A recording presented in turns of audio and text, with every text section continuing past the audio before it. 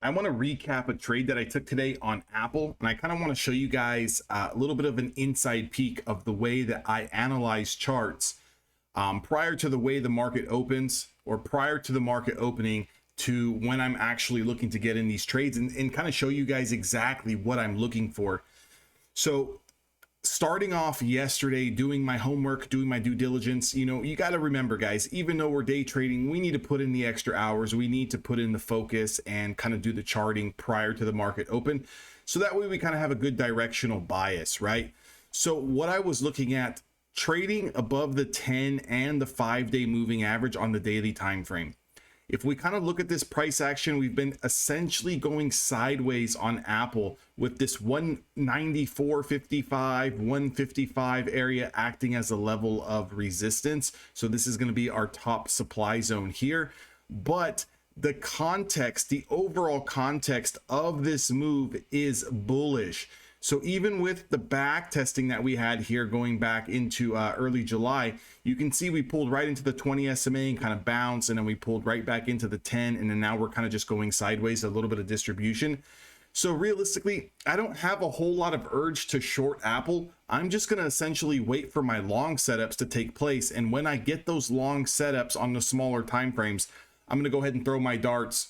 I'm going to push my risk to the table. I'm going to manage that risk accordingly. So again, just kind of starting off here, what I'm looking at was yesterday's highs, that 194.50, and I was actually looking at the 21st as well as the 24th. I'm looking at these two highs here. I'm noticing the price of around 195. If we can crack that, maybe potentially there's a little bit of room there. But if we pull back also off the open, I would potentially be looking for the reversal play back up to the upside.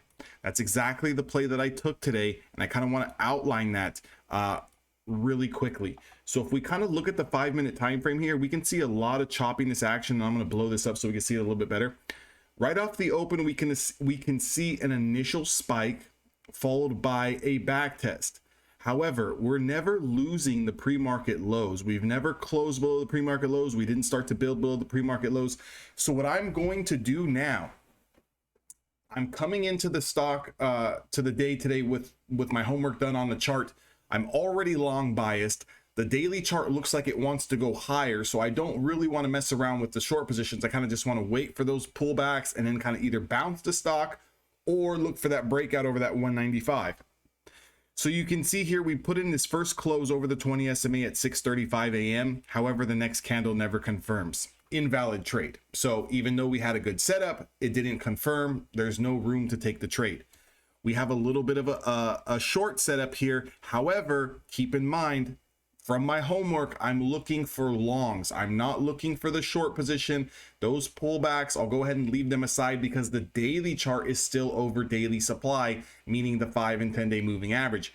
Now, if we start to close below the 5-day moving average or the 10-day, maybe we've got some room for a short position into the 20 SMA, but at this point in time, still not looking for the short position on Apple particularly.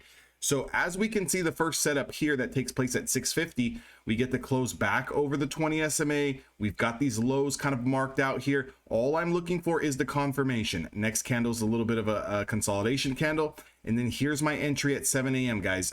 After 30 minutes of the market being open, we get this confirmation of the long setup. My stop loss, if you notice this blue line across the screen here, this is a linear regression channel. If you notice where this reason why candle's low wick is at, it's right here at the linear regression.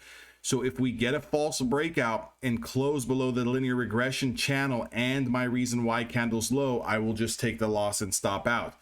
Other than that, I'm going to hold the trade and continue to hold the trade and start to make new highs on this move. So I went ahead and took 20 contracts of Apple. Apple trades a lot cheaper than my normal Nvidia and Tesla contracts.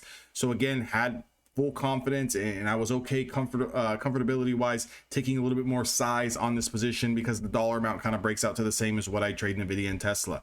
So you can see here getting in on this entry over 193.70. You can see the first initial push here. This is my entry candle at 7 a.m. We get a little bit of a pullback followed by a continuation of riding this 5 and 10-day moving average. So what I want to do here is take profits as we break the high of day wick here on my initial size. So I'm going to take 10 contracts out at around 194.30 from an entry point of around 193.60s. So almost 60, 70, 80 cents on this initial run up here. And what I'm going to do is hold my runners as long as we're trending over the 5-day moving average. If we get a close under the 5-day moving average before we put in a new high, which we did here, then I'll go ahead and stop out. On this new high here at 7:40 a.m., I went ahead and took more size off the table. So now down to 2 contracts on this overall position.